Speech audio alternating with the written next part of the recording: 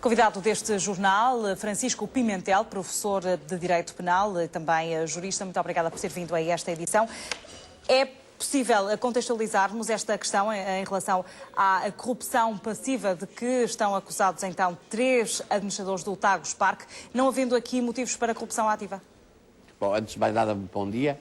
Eu quero dizer que o facto de estar em Coimbra não me transforma em professor de Direito Penal. Eu não sou professor de Direito Penal e por isso, mesmo com esta pequena correção, eu peço desculpa por esse lapso. Foi uma indicação errada. Eu não podia deixar de fazer Obviamente. esta pequena Então correção. pode responder então à minha questão em relação a esta diferenciação, num caso destes, entre corrupção passiva e corrupção ativa. Bom, a corrupção passiva e a corrupção ativa tem a ver com o local em que se coloca a pessoa que está a ser investigada. Se é a que recebe ou se é aquela que paga. Ou se é aquela que faz a proposta, porque para haver o crime de corrupção não é necessário haver pagamento, basta haver a proposta. Por isso mesmo pode haver corrupção ativa e não haver corrupção passiva. Pode haver uma pessoa querer fazer a proposta de corromper outra e a pessoa não se deixar corromper. E por isso mesmo basta a mera intenção para haver crime de corrupção. Perante isso, faz sentido que haja acusados? Vamos lá ver. A acusação, o processo penal, criminal, tem, como se sabe, 3 fases. A primeira fase, que é da disponibilidade do Ministério Público.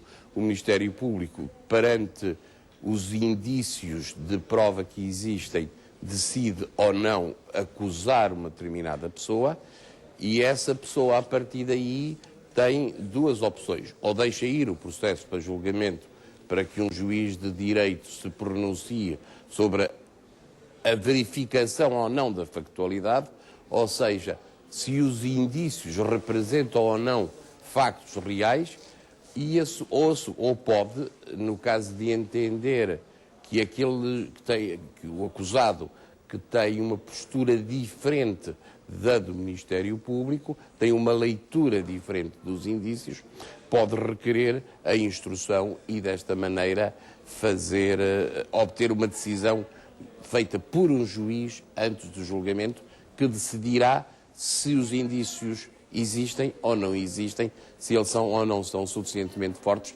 para ser previsível a serem demonstrados esses mesmos quesitos em julgamento, a previsão de uma condenação. Estamos no início de um processo. Aquilo que é essencial, e eu percebo que uma coisa é o momento da informação, outra coisa é o momento da justiça, mas aquilo que é essencial é saber que há direitos dos arguidos que têm à sua defesa e que por isso mesmo vão passar os prazos. Agora, com aquilo que vinha nos jornais, só acabar, se me permite, com aquilo que vinha nos jornais daqueles indícios, penso que é razoável que o Ministério Público tendo sido validadas aquelas escutas telefónicas com aqueles elementos que ali estão, é razoável que o Ministério Público tenha feito a acusação.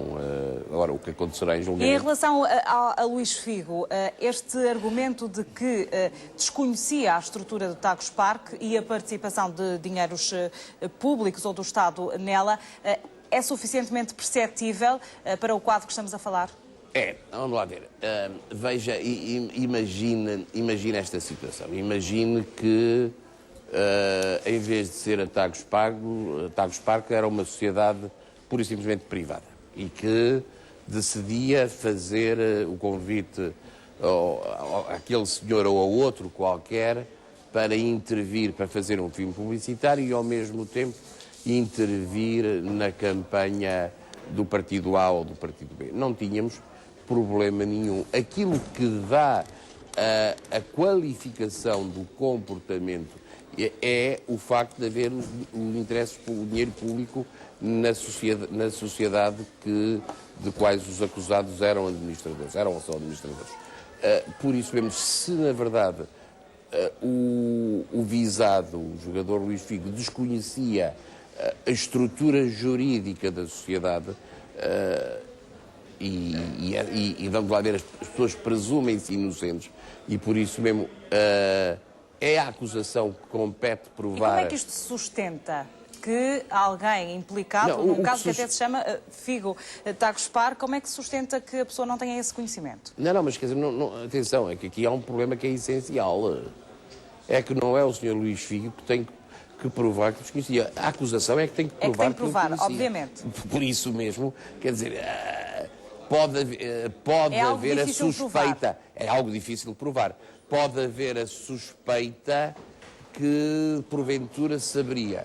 Mas a suspeita é pouco para se levar alguém a julgamento e muito menos para se prever que dessa ida a julgamento possa resultar uma condenação.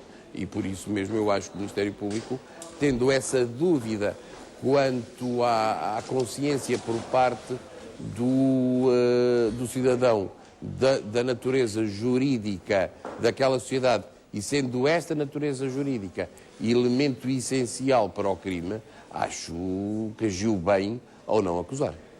Em relação ao facto de o despacho determinar que estas informações sejam dadas a conhecer à entidade das contas e financiamentos políticos, é um procedimento normal?